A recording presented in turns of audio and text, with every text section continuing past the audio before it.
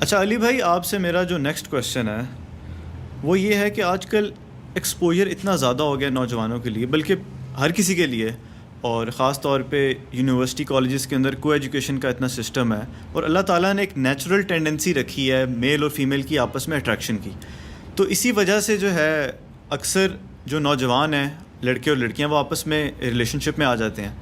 پھر ان کو احساس ہو جاتا ہے کچھ کو کہ یہ ہم غلط کر رہے ہیں، اور وہ اس کو ایک حلال طریقے سے کرنا چاہتے ہیں. لیکن ان کے ماں باپ نہیں مانتے، یہاں تو ان کی پڑھائی کہتے ہیں مکمل ہو، یہاں تو کہتے ہیں آپ افورڈ نہیں کر سکتے. لیکن وہ آلریڈی اس گند میں اتنا مبتلا ہو چکے ہوتے ہیں کہ وہ سوچتے ہیں کہ وہ چھپ کے شادی کر لیں، چھپ کے نکاح کر لیں.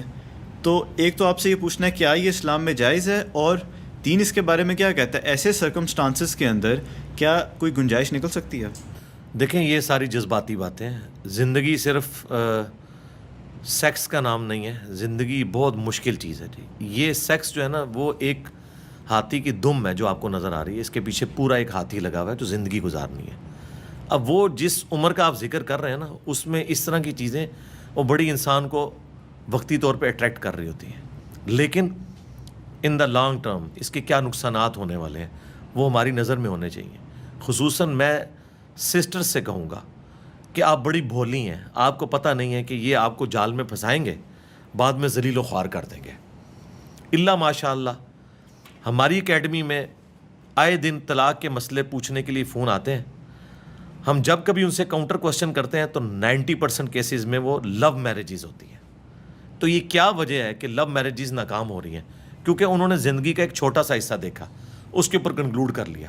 آپ کی بات درست ہے، قرآن بھی یہ بات کرتا ہے. فرائیڈ نے تو ابھی بات کی ہے نا کہ سب سے امپورٹنٹ جذبہ سیکس ہے. قرآن کہتا ہے زُیِّنَ لِلنَّاسِ حُبُّ الشَّهَوَاتِ مِنَ النِّسَاءِ. پہلے نمبر پہ عورتوں کو گنوایا ہے. مردوں کے لیے مزین کر دی گئی ہیں دنیا کی لذت کی جو چیزیں، ان میں سے ایک ہی ہے. تو عورتیں عموماً تو بھولی ہوتی ہیں، مردوں کے اس چکر کے اندر آ جاتی ہیں، یا لڑکوں کے چکر میں لڑکیاں آ جاتی ہیں. لیکن ان کو پتہ نہیں ہے کہ ان کا معاشرے میں اتنا ایکسپوجر نہیں ہے. بہرحال مرد تو آپ کو پتہ ہے زیادہ ڈومیننٹ ہے، اور پھر نیچر وائز ایکٹیو نیچر مرد کی ہوتی ہے. عورتیں تو عموماً پیسیو نیچر کی ہوتی ہیں. اس لیے اسلام نے عورت کے لیے یہ اسپیسیفائی کیا ہے کہ وہ ولی کی اجازت کے بغیر نکاح نہیں کر سکتی. یہ واضح حدیث ہے جامع ترمذی میں، سنن ابن ماجہ کے اندر، کہ جو عورت بغیر ولی کی اجازت کے نکاح کرے اس کا نکاح باطل ہے، وہ اسٹیبلش ہی نہیں ہوگا. کورٹ میرج کا اسلام میں کوئی تصور نہیں ہے. البتہ اگر لڑکی کا ولی یعنی اس کا باپ فوت ہو چکا ہے تو اس کا بڑا بھائی، وہ نہیں ہے تو اس کا چچا، یعنی قریبی مرد رشتہ دار، وہ اگر زندہ ہے اور وہ الاؤ کرتا ہے تو ٹھیک ہے، جا کے کورٹ میں میرج کرے، بھلے گھر میں کرے. لیکن عموماً کورٹ میں بھاگ کے میرج ہوتی ہے، اور بعد میں جو کچھ رزلٹ نکلتے ہیں، بعض اوقات تو پھنسا کے لے جاتے ہیں، بعد میں پتہ چلتا ہے پورے گینگ نکل رہے ہیں. اینڈ رزلٹ کیا نکلتا ہے؟ پھر میڈیا کی زینت بنتی ہیں یہ ساری کی ساری خبریں. تو وقتی طور پہ آپ، میرے خیال ہے یونیورسٹیز میں جو لوگ پڑھ رہے ہیں وہ بہت زیادہ ضرورت سے زیادہ مذہبی بھی ہونے کی کوشش نہ کریں، نہ جماعتوں میں پڑھنے کی کوشش کریں، اور نہ اس طرح کی چھپی دوستیوں میں پڑھنے کی کوشش کریں. ان کی پہلی جو پرائورٹی ہے نا وہ تعلیم ہونی چاہیے. ایسے لوگ تعلیم سے پھر بالکل عاری ہو جاتے ہیں، ڈگریاں بھی رہ جاتی ہیں. میں صرف سنگل آؤٹ یہ نہیں کر رہا کہ وہ ان چکروں میں نہ پڑھیں، میں کہہ رہا ہوں مذہبی زیادہ چکروں میں نہ پڑھیں. بس ٹوٹل جو دین کے جو اوبلیگیٹری چیزیں ان کو پورا کریں. ہمارے پاس اسٹوڈنٹ آتے ہیں، ہم انہیں کہتے ہیں بھائی اپنی تعلیم کے اوپر توجہ دو. سب سے زیادہ اس وقت ضروری چیز یہ ہے فرائض پورے کرو، اور اس کے بعد اپنی تعلیم پہ اپنا ساری ایفرٹ پٹ کرو. باقی زیادہ لمبے چوڑے آپ کو تبلیغوں میں نکلنے کی، باقی سارے معاملات کرنے کی ضرورت نہیں. پوری زندگی پڑی ہوئی ہے، اور پھر آپ کو بعد میں پتہ چل جائے گا کہ کیا کچھ ہوگا آپ کے ساتھ، جس طرح آپ کو پتہ چل گیا ہے. اور مجھے تو بہت پہلے پتہ چل گیا تھا کہ دین جو ہے وہ کسی نے موزوں میں دین گھسا لیا ہے، کسی نے پگڑی میں، کسی نے سفید کرتا شلوار کے اندر دین گھسایا ہوا ہے. یعنی ان رسومات کا نام دین رکھ دیا ہوا ہے. دین بڑا مشکل ہے چلنا، روزانہ مرنا پڑتا ہے، اتنی بڑی بڑی آزمائشیں آتی ہیں. تو یہ ساری چیزیں سامنے ہوں گی نا، پھر یہ معاملہ ٹیکل کرنا آسان ہو جائے گا. پوسٹ پون کر لینا میرے بھائی، کوئی زندگی موت کا مسئلہ تو نہیں بن گیا. 3 یا 4 سال کی ڈگری ہے نا، اس کو پوسٹ پون کر لیں. اتنی کون سی آگ لگی ہوئی ہے، اور وہ آگ بجھانی ہے، اور الٹیمیٹلی اینڈ رزلٹ یہ نکلے کہ نہ آپ دنیا کے رہیں، نہ تعلیم کے رہیں، نہ آخرت کے رہیں، تو اس کا اینڈ رزلٹ کیا نکلنا ہے؟ چھپ کے شادی نہ کریں. ٹھیک ہے، میں اس حق میں ہوں. میں بار بار اپنی ویڈیوز میں کہتا ہوں کہ اگر آپ کی بیٹی یا بیٹا کسی اس طرح کے افیئر میں انوالو ہے اور آپ جذباتی طور پہ نہیں علمی طور پہ یہ سمجھتے ہیں کہ بندہ سوٹیبل ہے، پھر ان چکروں میں نہ پڑیں کہ میں جو مغل خاندان سے ہوں، یہ سید ہیں، یہ راجے ہیں، ہم تو نہیں ایسے کرتے، ان چکروں سے نکلیں۔ تعلیم اتنی بڑی چیز ہے کہ یہ ان تمام چیزوں سے بندے کو جو ہے وہ ماورا کر دیتی ہے۔